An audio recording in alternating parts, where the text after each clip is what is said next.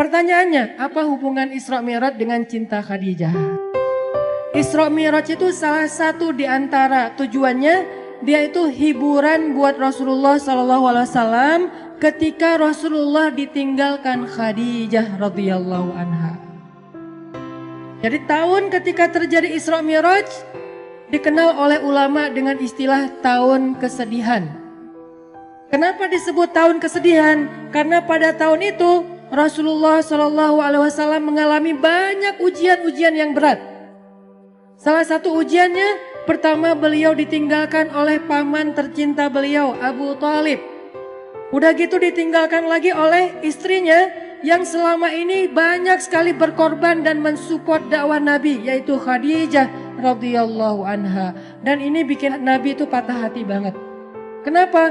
Khadijah meninggalkan Nabi sedangkan pekerjaan dakwah belum selesai. Dakwah di Mekah itu lagi sulit-sulitnya, tetapi Allah membawa pulang Khadijah kepada Allah Subhanahu wa taala, sehingga Nabi merasa benar-benar tahun itu tahun kehilangan. Kehilangan Abu Thalib, kehilangan Khadijah, sehingga jadilah Nabi di kota Mekah, kalau kita ibaratkan itu kayak anak yatim, nggak punya tempat berlindung. Biasanya Nabi itu kalau beliau dicela, dibully sama netizen gitu kan. Ini analogi sosial media. Kita dibully netizen aja kayak sedih banget gitu. Apalagi Rasul dibulinya bukan sama sosial media yang gak ketemu orangnya, tapi langsung ngelihat ekspresi wajahnya, dilemparin sama kotoran. Nah, hiburan Nabi yang membuat Nabi itu kuat ketika dalam keadaan dibully rame-rame adalah Khadijah. Sehingga Nabi pulang ke rumahnya dalam keadaan lelah, dalam keadaan sedih, dalam keadaan kecewa. Nabi bilang kepada Khadijah, Khadijah, zammiluni, zammiluni.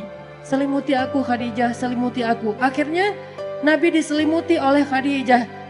Lalu Nabi curhat sama Khadijah, Khadijah, kenapa mereka mendustakan dakwah aku? Apakah aku terlalu keras kepada mereka? Kata Khadijah, tidak wahai Rasulullah. Apakah aku tidak menyampaikannya dengan jelas? Kata Khadijah, tidak ya Rasulullah, engkau sudah menyampaikan dengan jelas. Wahai Khadijah, bagaimana agama ini akan Allah menangkan jika mereka menolak agama ini? Kata Khadijah, ya Rasulullah, la tahzan. Jangan sedih ya Rasulullah. Jangan kecil hati ya Rasulullah. Jangan patah semangat ya Rasulullah. Insya Allah, Allah akan memenangkan agama ini suatu saat nanti. Sehingga Nabi jadi semangat lagi. Ini artinya Khadijah adalah orang yang sangat penting di sisi Rasulullah SAW. Khadijah adalah orang yang pertama menerima dakwah Nabi ketika satu dunia ini, satu bumi ini menolak dakwah Nabi.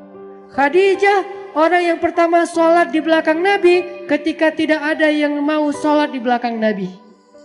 Tiba-tiba orang yang paling berharga bagi Rasulullah SAW ini kembali kepada Allah Subhanahu Wa Taala. Sehingga Nabi merasa kehilangan, seolah-olah dunia ini gak punya siapa-siapa lagi. Sedih luar biasa. Abu Thalib pergi, Khadijah pergi. Di tahun yang sama, orang-orang kafir Quraisy merencanakan untuk membunuh Rasulullah SAW. Sehingga Rasul harus lari ke Taif. Baru lari ke Taif, berharap di Taif diterima sama keluarga besar ibunya beliau, Aminah. Ternyata di Taif kita tahu cerita yang luar biasa tragis. Nabi dikejar-kejar seharian, dilemparin batu, kemudian disorakin kayak maling. Sehingga Nabi keluar masuk kebun kurma bersembunyi. Ketahuan lari lagi, sembunyi lagi, ketahuan lari lagi. Sampai jidat Nabi itu kena lemparan batu dan berdarah. Seharian Nabi berlari karena dikejar-kejar sama orang di Taif. Udahlah, perasaan beliau sedang dalam keadaan kehilangan, lagi patah hati banget kalau bahasa kita sekarang. Tiba-tiba dihujat rame-rame sama manusia. Ini berat banget buat Rasulullah SAW. Kondisi mental yang lagi down banget. Kondisi perasaan yang lagi nyesek banget kalau bahasa kita. Udah ditinggalkan orang tercinta, kemudian tidak ada lagi yang melindungi beliau dakwah di Mekah. Sekarang beliau di Taif diusir, dipukulin, dilemparin, dikejar, diteriakin maling. Sampai kemudian Nabi SAW bingung harus pulang kemana sekarang. Di Mekah beliau diancam, di Taif beliau diusir. Akhirnya Rasulullah SAW diam-diam masuk ke kota Mekah dan tidur di depan Ka'bah. tidur sendiri di depan Ka'bah. Orang-orang Mekah udah pada tidur, masuk ke rumah mereka masing-masing. Nabi sembunyi-sembunyi masuk ke kota Mekah dan tidur di depan pintu Ka'bah.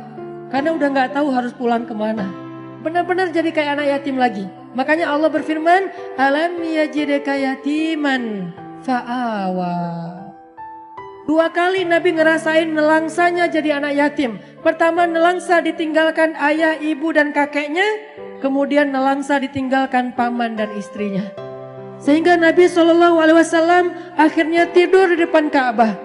Sebetulnya bukan tidur, beliau sholat di depan Ka'bah. Minta pertolongan kepada Allah, ya Allah saya harus kayak gimana. Saya udah gak punya siapa-siapa. Khadijah yang paling saya cintai. Khadijah yang menjadi nyawa saya banget. Saya gak bisa hidup tanpa dia, sekarang udah pergi. Abu Thalib yang melindungi saya juga udah pergi. Bahkan perginya dalam keadaan tidak beriman lagi tuh. Saya pergi ke kampung ibu saya di Taif. Orang-orang yang ada di Taif juga mengusir saya. Kemana saya harus pergi ya Allah? Sujud Nabi panjang di Ka'bah. Sampai setelah selesai sholat, Nabi lelah seharian karena pelipis beliau juga berdarah. Akhirnya Nabi tertidur di depan Ka'bah meringkuk. Datanglah Jibril alaihissalam. Kemudian malaikat Jibril memanggil Rasulullah SAW sembari duduk di sebelah beliau dengan panggilan kasih sayang. Dengan panggilan yang kasihan. Ya Rasulullah. Nabi masih tidur. Ya Rasulullah. Nabi masih tidur. Ya Rasulullah. Akhirnya Nabi bangun. Jibril. Kata Jibril. Ya Rasulullah. Allah mengundang Rasulullah untuk melakukan perjalanan ke langit. Ketika Nabi dalam keadaan down. Ketika Nabi dalam keadaan drop, ketika Nabi dalam keadaan nelangsa, dalam keadaan lemah, maka Allah Subhanahu wa taala memanggil Nabi ke langit. Ya Rasulullah, Allah memanggil Nabi untuk bertemu. Allah memanggil Nabi untuk naik ke langit.